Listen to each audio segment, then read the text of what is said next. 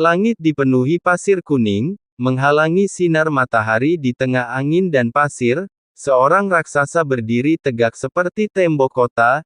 Ini sangat mengejutkan. Suara tumpul bergema di sana. Tinju Xiaoyan seperti bintang jatuh besar dan kuat pada saat bersamaan. Kekuatan pukulan ini membuat Cimi berkeringat. Untungnya, pukulan ini tidak ditujukan padanya. Ledakan. Tinju seperti obor pasir kuning yang masuk di langit terguncang dan membentuk badai tinju. Xiaoyan yang dipenuhi cahaya keemasan menghantam tulang dewa asli. Melihat ini, Cimi pun mundur sedikit. Dia tidak ingin terkena pukulan ini. Zonggu dan yang lainnya telah mundur dari medan perang.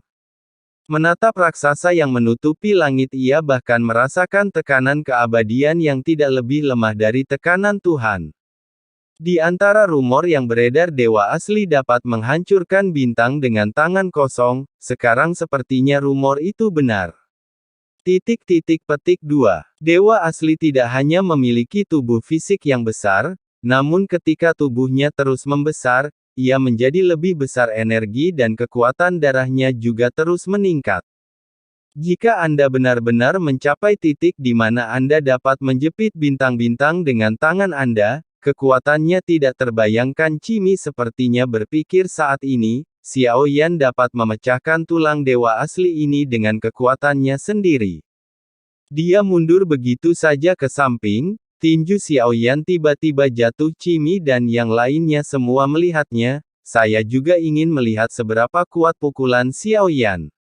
Bang! Saat tinju Xiaoyan jatuh, melihat bahwa dia akan bertabrakan dengan tulang dewa aslinya pada saat ini, tinju Xiaoyan tiba-tiba bergetar. Tiba-tiba, ia melayang di atas kepala kerangka dewa aslinya. Tapi ini bukan karena Xiaoyan berniat berhenti. Ketika semua orang ragu, udara putih melonjak dari depan tangan Xiaoyan, dan dalam sekejap sebuah tinju yang lebih besar dari tinju Xiaoyan muncul.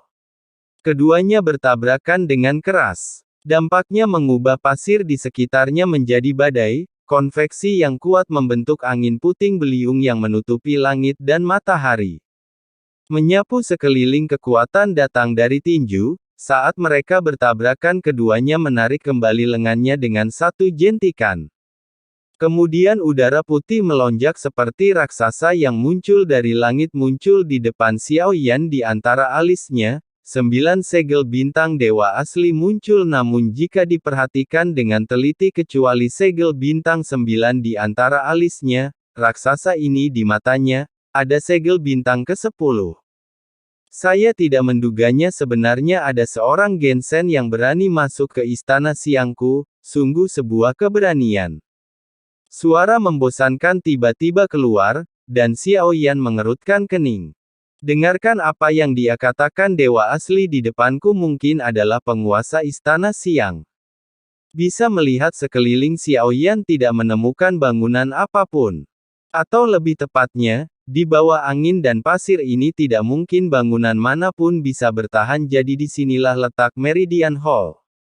Dengan langit dan bumi sebagai kuilnya, inilah istana Wu. Memang ada yang tidak beres dengan wanita itu. Penguasa istana siang tidak terbunuh. Lalu apakah gambar sisa yang dia berikan padaku juga palsu? Petik 2. Mata Xiaoyan menjadi dingin. Untungnya, saya tidak akan rugi apa-apa. Apakah kamu penguasa istana siang? Xiaoyan bertanya, hanya saja karena kamu tidak memenuhi syarat untuk bertemu dengan penguasa istana. Raksasa di depannya mendengus dingin. Saya sama sekali tidak bermaksud berbicara omong kosong dengan Xiaoyan. Raksasa itu membombardir Xiaoyan. Xiaoyan mengerutkan kening. Karena pihak lain tidak punya niat baik, tidak perlu terus bersikap sopan. Xiaoyan tiba-tiba mengambil tindakan. Tinju kedua belah pihak bertabrakan dengan sengit di udara. Saat ini, tubuh Xiaoyan dipenuhi dengan guntur dan api. Dia bukanlah garis keturunan murni dari dewa asli. Tidak perlu membuktikan kebenaran dengan kekerasan. Xiaoyan hanya tahu bahwa di bawah jalinan jantung api dan jantung guntur, kekuatan tempurnya akan semakin ditingkatkan pada saat terjadi tabrakan. Xiaoyan tidak terobsesi dengan tubuh besar. Setelah mempelajari cara menggunakan tubuh tingkat lanjut dari dewa asli, dia tahu bahwa dia ingin menggunakan kekuatan tubuh besar dewa asli, juga harus mempertimbangkan kecepatan bentuk tubuh normal dalam sekejap. Xiaoyan berubah dari beberapa ribu kaki menjadi 100 kaki.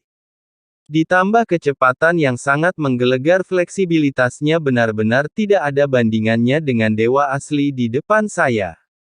Meski kekuatannya lebih tinggi dari Xiaoyan saat ini, Xiaoyan sama sekali tidak dirugikan. Tinju Xiaoyan tidak hanya bersinar dengan cahaya keemasan, setiap pukulan dilalap api dan guntur. Keunggulan dalam kecepatan membuat Xiaoyan sedikit lebih unggul untuk sementara waktu. Dia mengetuknya kembali satu demi satu dan sosoknya menjadi sedikit malu. Itu hanya kekuatan dewa asli di hadapanku, jelas di atas Xiaoyan. Saat aku menyadari tanda bintang tambahan di matanya, cukup untuk menunjukkan bahwa kekuatannya sudah di atas 9 bintang tersebut. Adapun apakah dia telah mencapai alam leluhur, masih belum diketahui. Dewa asli alam leluhur sebanding dengan keabadian dewa. Jika kita benar-benar mencapai alam leluhur dan dewa asli sekarang, maka kekuatan tubuh fisiknya seharusnya cukup untuk menghancurkan Xiaoyan. Ini menunjukkan bahwa dewa asli di depanmu hanya sedikit lebih kuat dari Xiaoyan. Tidak mencapai alam leluhur, selama itu bukan dewa asli dari alam leluhur. Sekarang dengan kekuatan dewa asli bintang 9 Xiaoyan, dia bisa bertarung dengannya sejauh ini adalah Xiaoyan kecuali Cimi. Genshin Impact terkuat yang pernah saya lihat, hanya saja dewa asli ini juga merupakan eksistensi yang membeku dalam sungai waktu yang panjang. Anda tidak bisa mengambilnya, Anda hanya bisa melawannya. Mampu mendapatkan beberapa wawasan darinya adalah sebuah hadiah. Serangan Xiaoyan seperti hujan. Tubuh fisik berubah antara 1000 kaki dan 100 kaki, 82 tinju para dewa diledakkan secara gila-gilaan dengan kekuatan api dan jantung guntur.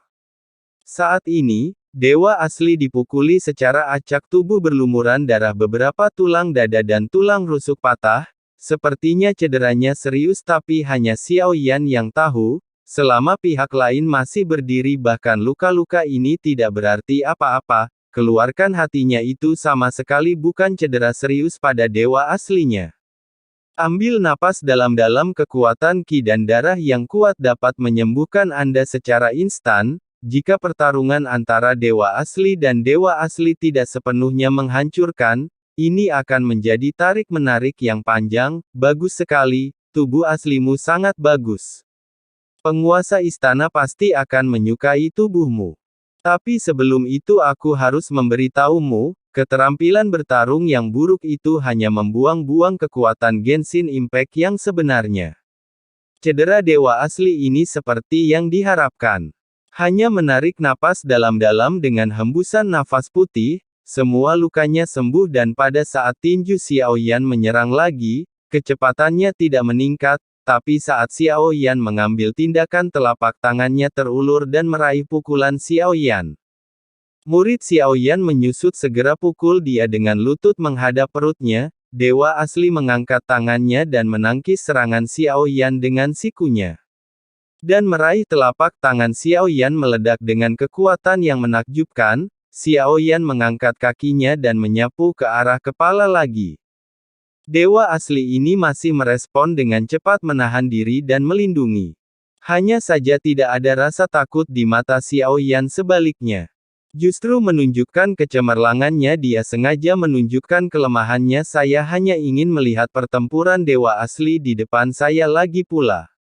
Kecuali di sini untuk melihat dewa asli yang sakti, yang masih hidup, lebih sulit daripada mencari jarum di tumpukan jerami. Jika tempat ini bisa digunakan dengan baik, untuk Xiaoyan dapat lebih menguasai kekuatan yang dibawa oleh klon dewa asli, entah itu dewa asli atau tiruan dari dewa asli, Xiaoyan sekarang sangat membutuhkan kemampuan untuk melawan dewa abadi.